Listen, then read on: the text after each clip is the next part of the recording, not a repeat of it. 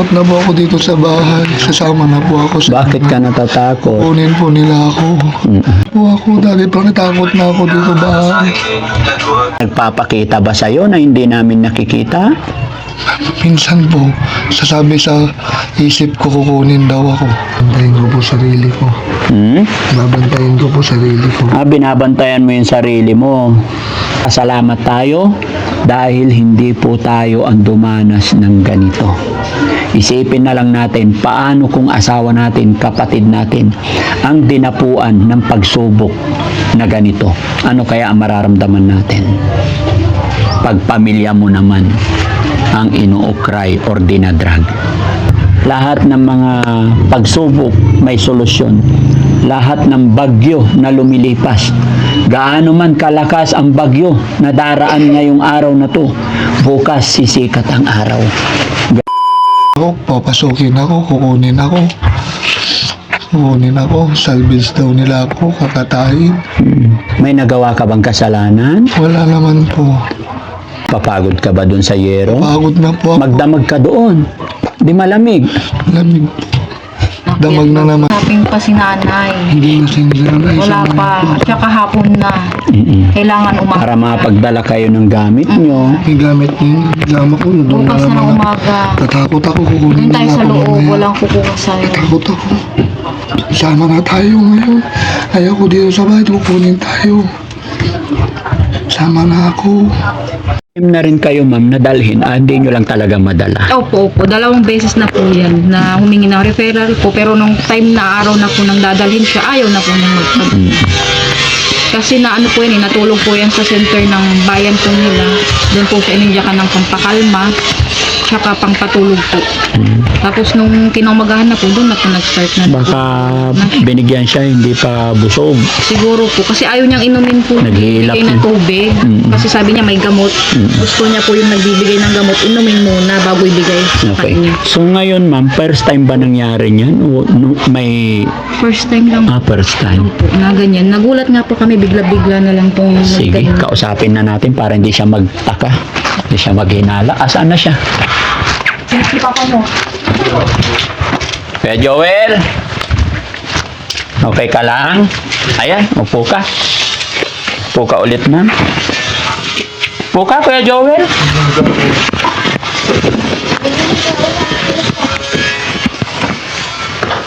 May phobia na siya eh. Ulit, Kuya Joel. Ganito na lang, Kuya Joel, kasi hapon na. No? Para kasi kailangan kasi magpapaalam muna kami sa nanay mo. Bukas ng umaga, babalikan ka namin. Ayoko na po. Sama na po ako sa inyo. Kausapin pa si nanay. Hindi na sinanay. Wala pa. At saka hapon na. Kailangan umaga. Para mapagdala kayo ng gamit nyo. May gamit niyo. Gama ko. Doon na Bukas na ng naman. umaga. Tatakot ako, kukunin Doon tayo nila sa ako loob. mamaya. Walang kukuha sa'yo. Takot ako. Sama na tayo ngayon. Ayaw ko dito sa bahay. Kukunin tayo. Sama na ako. Kuha ng gamit natin. Sama na ako, Daddy Frankie. Tulong mo ako, Daddy Frankie. Sama na ako ngayon. Mamakahawa ako. Gusto din nanay ko. Sama din ako. Sama na po ako, Daddy Frankie. Takot na ako dito sa bahay. Takot na po ako dito sa bahay. Sasama na po ako sa... Bakit ka natatakot? Kunin po nila ako. Kaya umakyat po ako ng bubong. Sama na po ako ngayon. Kung kunin mga gamit ko, lagay mo sa bag. Sama ako kay Daddy Frankie. Tatakot na ako. Ilang weeks na ako nasa Hero, tatago. Napapagod ka ba dun sa yero? Pagod na po ako. Magdamag ka doon. Di malamig. Lamig. Damag na naman po ako. Baka mamaya akyat na naman ako, kaya ayaw ko na. Ayaw mo na. Sama na ako. Pagpunta ko sa loob ng bahay, takot ako. Papasukin ako, kukunin ako. Kukunin ako. Salvage daw nila ako, kakatayin. May nagawa ka bang kasalanan? Wala naman po. Ito po. Sinong kinakatakutan mo? Mga tao masasama. May bumubulong ba sa'yo? Oo, sabi nila, kunin na ka. Wala, ingat ka, akyat ka bubong. Para di ka dalikuha. May mga nagpapakita ba sa'yo na hindi namin nakikita? minsan po, sasabi sa isip ko kukunin daw ako. Okay. Sinasabi sa isip ko kukunin daw po ako. Takot na po ako. Sige, sige. So, ako ang damit ko. Sama na ako, Daddy Frankie. Bukas pa nga ikaw pwedeng kunin. Takot na ako dito sa bahay. Takot na ako dito sa bahay. Akyat na Isang ako sa gabi na bahay. lang. Takot na. Kakausapin pa si nanay. Diyan na si nanay. Sino naman? Takot na ako. Pwede naman, ma'am. Para bukas na umaga biyahe tayo. Basta kasama po kayo. Willing naman po ba kayo, ma'am? Opo, kaya nga po umuwi para matulungan Yes. siya. Kasi para din po sa mga Minor pa lang yan, ma'am. Mababa pa. Pero pag pinabayaan natin, lalalim. po yung sabi nila. Opo, madali lang yan. Gamot lang. po. Sige, tutulungan ka ni Daddy Frankie, ha? Salamat po, Okay. Daddy Frankie. Mag-pray ka muna. Bago tayo magsimula, nagpe-pray ka ba? Pray po. Sige, tawag ka muna kay God. Pray ka. Pinapakinggan mong mga ano ni God. God, Lord, salamat po yung hiling ko na mapuntahan po ako ng Daddy Frankie. Nagpapasalamat po ako ng marami sa araw na to. Lord, gabayan mo po kami sa aming pag-alis, pagpapagamot. Sana po, Lord, matapos na po lahat ng problema ng aking dinadala. Mahal na mahal ko po pamilya ko, asawa ko, anak ko. Salamat po, Jesus, Panginoon. Amen. No? Naririnig ni God lahat ng sinasabi mo, eh? Magtiwala lang tayo.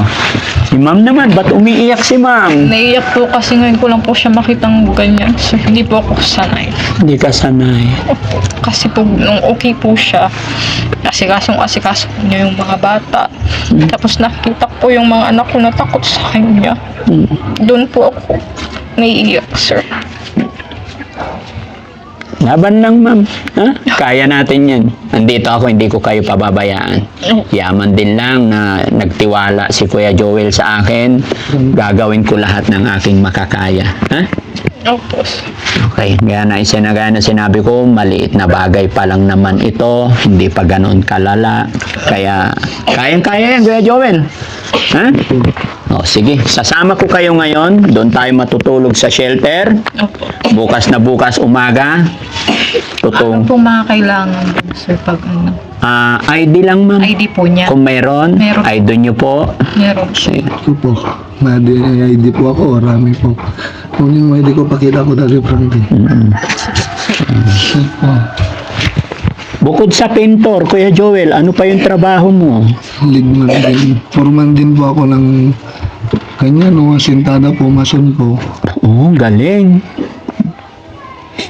Leadman po ako doon sa Ordaneta po, sa Manuel Pangasinan dati. Sa huling inuman nyo, sino mga kainuman mo? Mga bayaw ko po sa Ordaneta. Ano iniinom nyo? Alak po, Okay. 2x2. Yun po.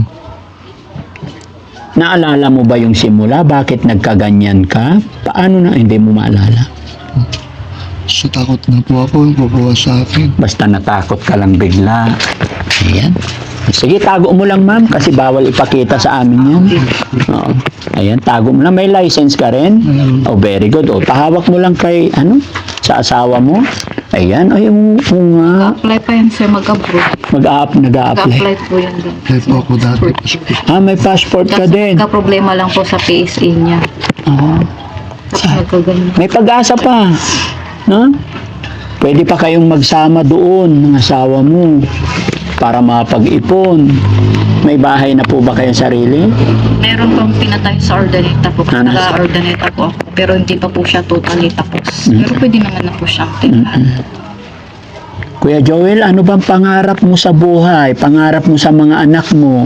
Makapagtapos po sila at makapagtapos ng pag-aaral, makahanap ng magandang trabaho nila para din sa kanila. Okay. Kuya Joel, Sa panahon na to, hindi pa masyado naiintindihan ng mga anak mo yung nangyayari. Pero after 10 years or after a year, malalaman nila, maintindihan nila na may pinagdadaanan ng papa nila. Ano ang mensahe mo sa mga anak mo mapapanood nila to later on? Pagpasensyahan na mga anak ko kung mapanood nila to. Hindi ko naman ginusto nangyayari sa akin na may papatay sa salvage ako. Yun lang po. Alam niya eh. Okay pa. Gamot lang talaga. Konting gamot lang. Opo, yun din po yung hinihiling namin sa kanya. Kahit dito po siya mag-stay, basta pumayag lang po siya makacheck up. Opo. Yun lang po yung Kaya, kasi alam po niya yung mga pinagsasabi. Opo. Yun lang po minsan pag natitrigger po siya, doon po siya nagwawala.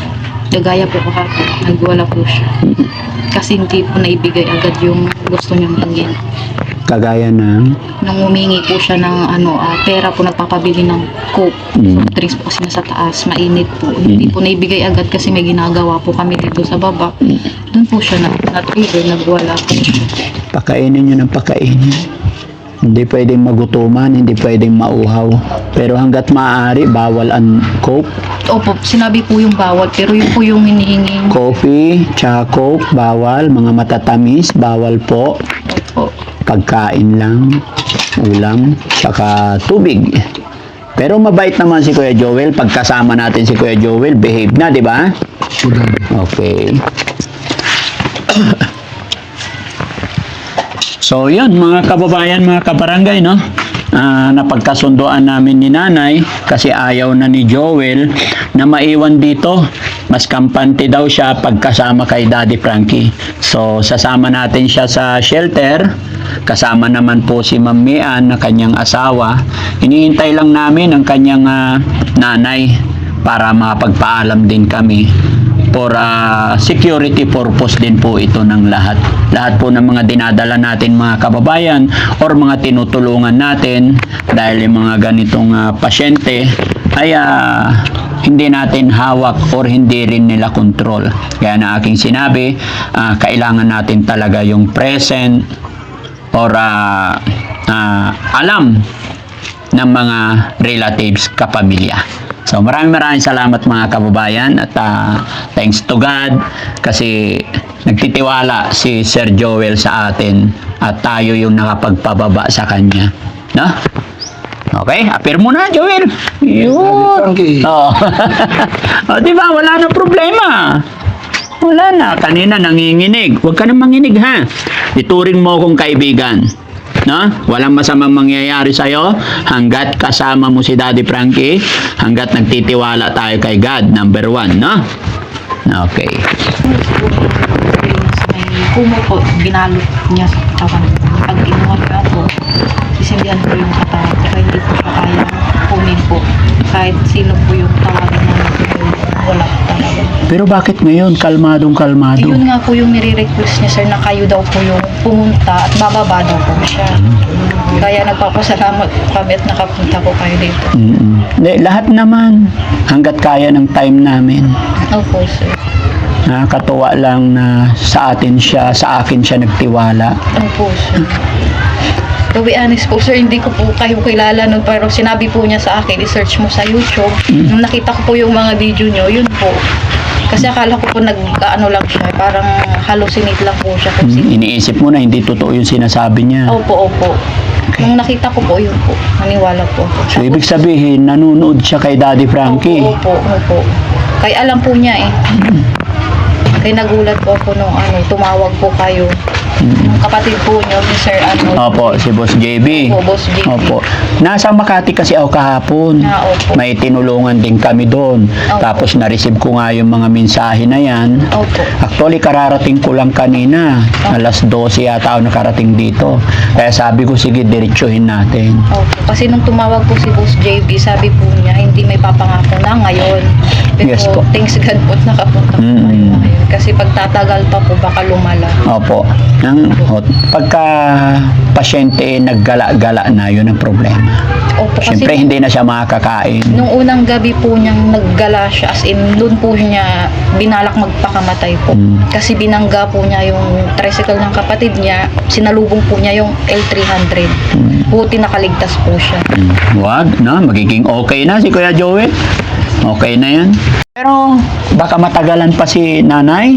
Mag-ready ka na ng gamit. Siguro tatawagan na lang natin. Sige po, sige. Oo. Okay, ready mo yung gamit, no? Balikan lang po ba sa pagkapunta ng mga Opo. Tiwala ka sa akin, Kuya Joel, ha? Walang masamang mangyayari pagkasama mo si Daddy Frankie. Salamat po. Magkano naman ang sweldo mo araw-araw? 650 po.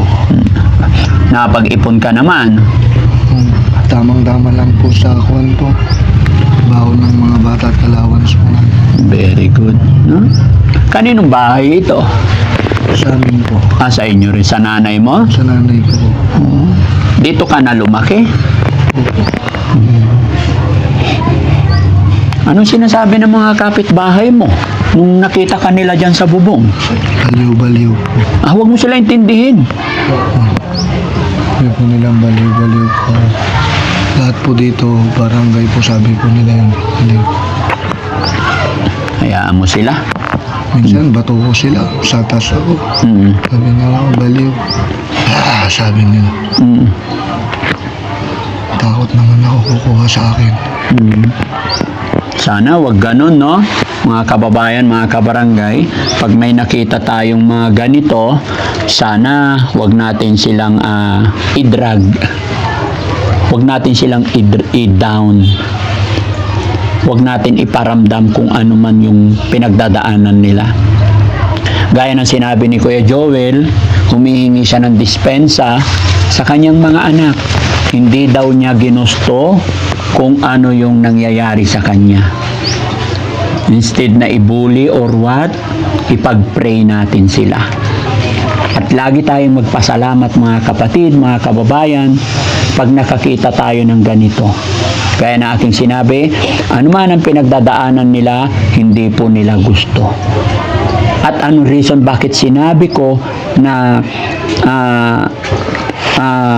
wag natin silang hamakin at magpasalamat tayo dahil hindi po tayo ang dumanas ng ganito. Isipin na lang natin paano kung asawa natin, kapatid natin ang dinapuan ng pagsubok na ganito. Ano kaya ang mararamdaman natin? Pag pamilya mo naman ang inuukray or dinadrag. Di ba, mga kababayan? Kaya ano lang, tulong-tulong lang tayo. Lahat ng mga pagsubok may solusyon. Lahat ng bagyo na lumilipas. Gaano man kalakas ang bagyo na daraan ngayong araw na to, bukas sisikat ang araw. Ganun lang po yun. Diba? Okay? Kaya Joel, basta lagi ka lang magpipray, ha? Very good. Tayin lang natin mga kababayan, nag-aayos lang ng gamit. And then, sa bahay na po tayo. Okay? Sa taas, hirap, no? Okay. Babantayin ko po sarili ko. Babantayin ko po sarili ko. Binabantayan mo yung sarili mo. Po sarili.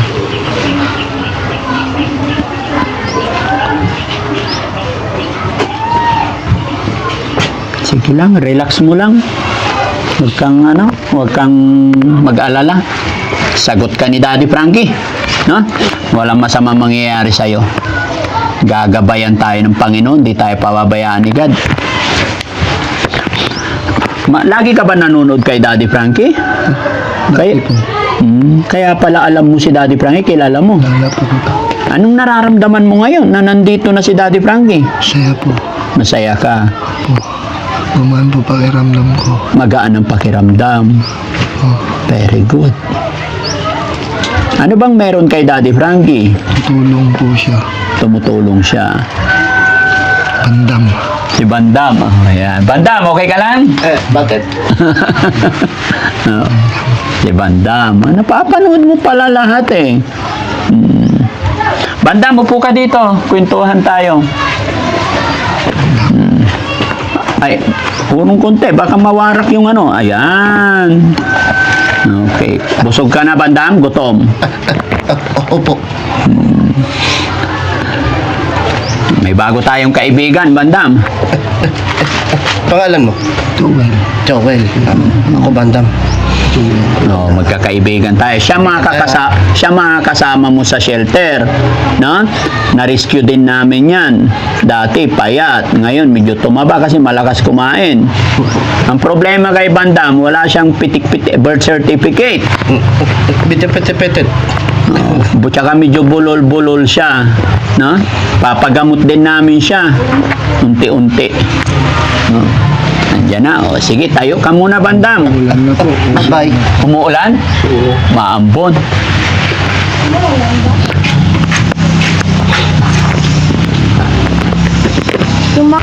Sinundo ko ng bilas ko yung biyanan po namin. O, sige. O, pauwi po sila dito. Okay, no problem. Ay, yung mga sinampay. Sige, so yun mga kababayan.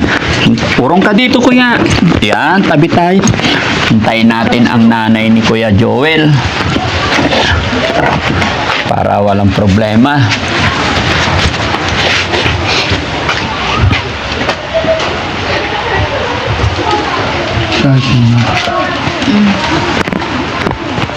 Pero once na nandun tayo, kasama ka, magpapagamot ka.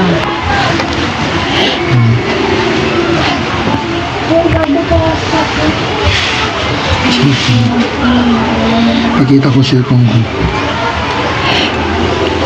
Kulot.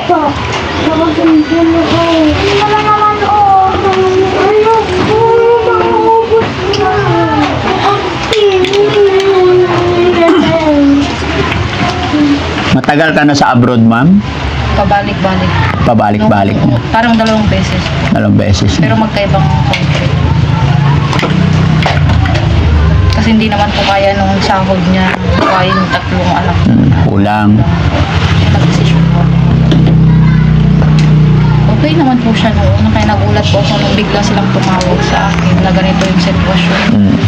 As in, naghabulgol po ako sa amo ko para payagan po ako. Umuwi. Kasi nung nakita ko talaga yung sitwasyon niya nung through video call po, naiyak po talaga ako kasi never ko po siya nakitang ganun. Tapos yung mga anak ko po na umiiyak na umuwi ka na kasi takot kami. Doon po talaga ako nagpaalam na uwi. Binigyan lang po ako ng 1 buwan na bakasyon. So, 31 pa lang. So, kaya yan, makakabalik ko. Babalik po ako sa 1 po. Kaya gusto ko po sana talaga mapatingin na po. Opo. Kasi hindi ko naman siya pwedeng iwan na ganyan na walang nangyari po. Oo. Tsaka mahirap talaga dalhin pag ayaw niya. Opo. Magkakaproblema lalo. Opo. Kaya hindi rin po talaga siya madala. Opo. Kaya yung sinabi po niya na kontakin niyo si Daddy Frankie, yun po. Tumawag po kahapon si Sir JB Vlog po. Tapos hindi po namin expect na ora-orada nandito na po kayo. Po. God will. Si God lang po ang may kalooban ng lahat, no? Opo. Kahit kami, isipin mo, hindi namin alam to. Opo. Hindi lahat ng mensahe nababasa. Kaya yun din po yung sabi namin sa kanya na hindi agad-agad mababasa yung mensahe mo kasi hindi lang naman ikaw yung followers ni Daddy Frankie. Kaya nagulat po talaga kami nung nag-response po yung tinawagan niyang number kahapon po. Walang imposible kay God. Kaya nga Ha?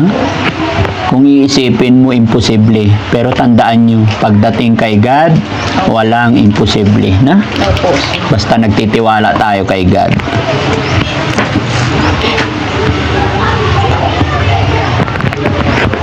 Marami lang talaga kaming pasyente hanggang sa Maynila, meron kami. Kaya ganyan-ganyan ako. Meron yung time na ganyan po siya kalmado. Hapon. Tapos pagdating ng gabi sa taas po, ayaw niya po mag-stay sa loob. Kasi yung nasa isip po niya is papasukin siya sa loob. Kaya nilagyan din po ng rehas yung mga bintana para lang po mapakalma yung isip po niya. To, nilagyan na Opo, para pero- walang makapasok. Opo, pero wala pa din po eh. Yung nasa isip po talaga niya is yun nga po, may taong papasok sa bahay at papatay sa kanya. Yun po yung laging nasa isip niya. Pag lalabas siya ng bahay, sir, may daladalang ano yan eh, yung parang tubo po. Para pag Protection niya. Opo, opo. Ang mahirap kasi nun, yung bit-bit niya na yun, baka hindi niya makilala yung pamilya niya. Yun po yung kinakatakot natin. Kung hindi siya yung madisgrasya, makakadisgrasya po Opo. siya. Diba? Pero ngayon, nandito na si Daddy Frankie, wala nang isip na ganun, no? Kampante na tayo. Very good. O yun po yung sinabi niya, pag once na pumunta dito si Daddy Frankie, iuwi daw po siya. Tinanong ko siya kung saan siya iuwi, sabi po niya sa bahay daw po ni Daddy Frankie. Sabi niya. Uuwi tayo ngayon doon sa shelter, Tapos bukas na umaga, pupunta tayo sa pagamutan, Okay? O, deal.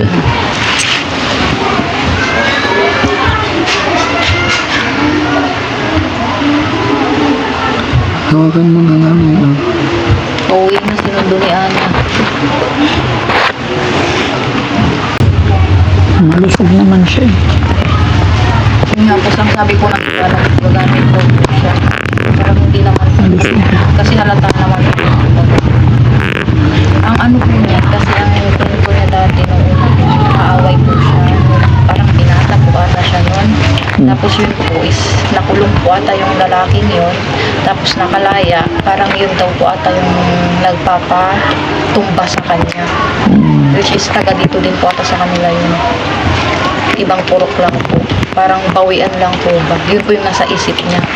That time na parang yung sa work po is sinusundan siya. Doon na po nag-start na magkulong siya sa loob ng bahay po.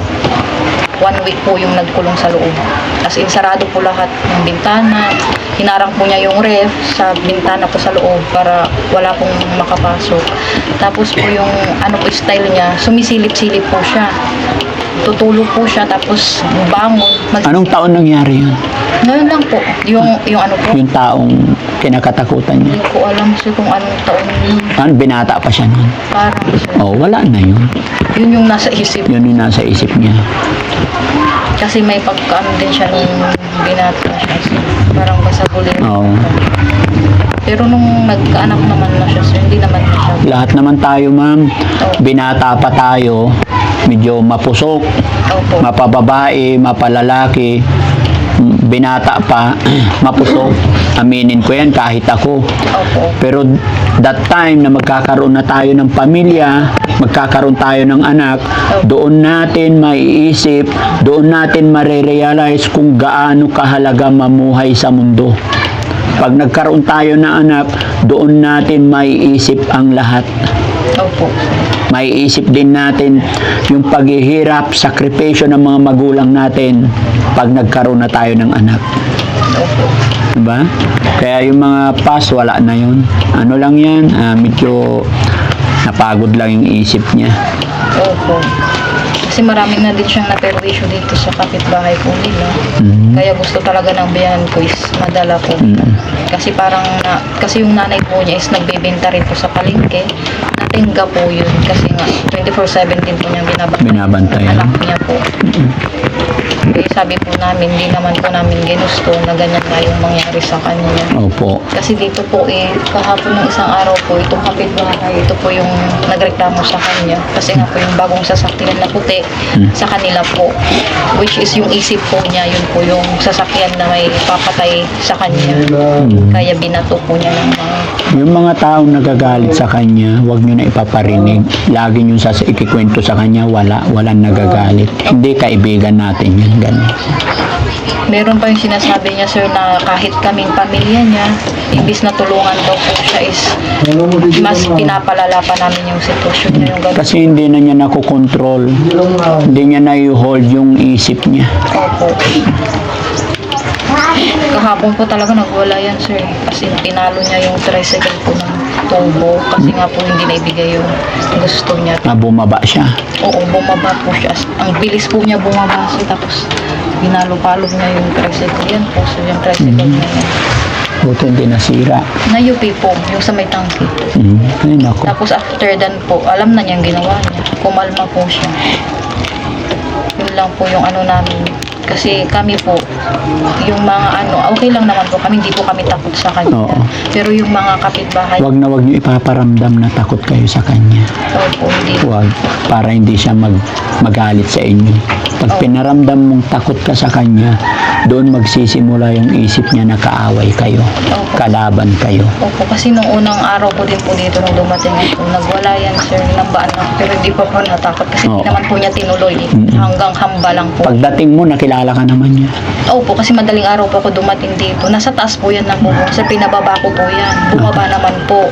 Pero nung kinaumagahan na po doon, nagwala po siya ulit. Kasi nga nandito yung mga pinsan po niyang lalaki. Ang nasa isip po niya is tatalihan po ulit siya. Kaya doon po siya nagwala. Doon po ako hinambaan na. So ma'am, mula nung dumating ka dito, galing abroad, talagang dyan lang siya sa taas? Opo, taas. Bababa po pagkutom.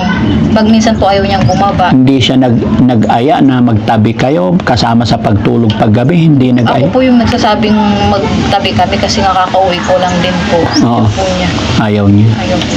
Pagdating po ng ano, meron po yung magkatabi kami dyan sir, araw. Pero hindi sa gabi. Sa gabi po, mga bandang alas 8, alas 10, umaakyat po yan sa taas pagdamag. Ayaw niya po sa bag. Ayaw niya talaga. Kasi papasukin daw po siya. Yun po yung talagang nasa isip po niya.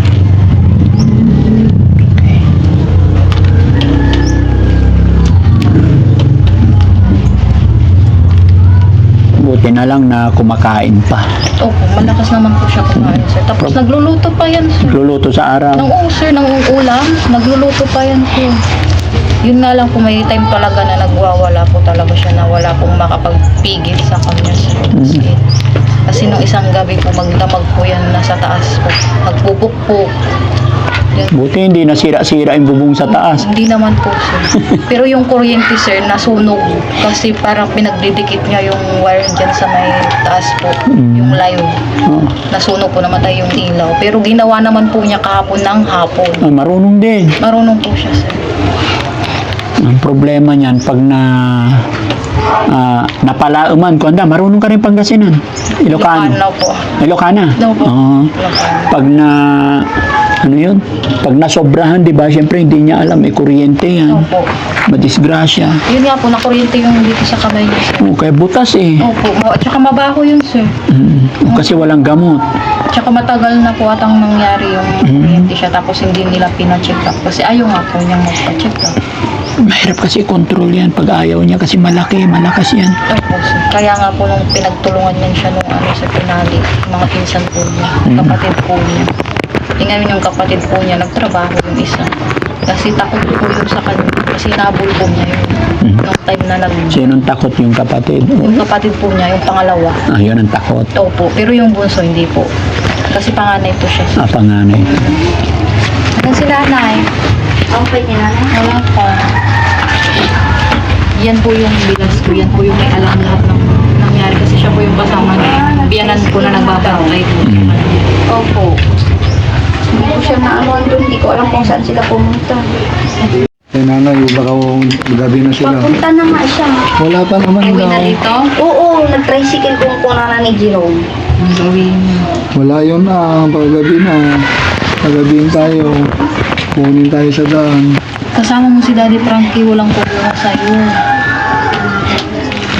Bis ako. Hindi, Bihis hindi. ka na. Bis ako daan. Oo, sige. Taman mo, mag-busy papa mo. Yan po yung may alam kasi siya po yung tagakuha ng referral po sa may munisipyo po. Ha? Doon na lang. Doon na lang ako magbibigay. Doon na lang. Sila na dito ako. Maya. Dala ka lang ng damit mo ha, para pagdating doon, maligo ikaw. Doon na lang.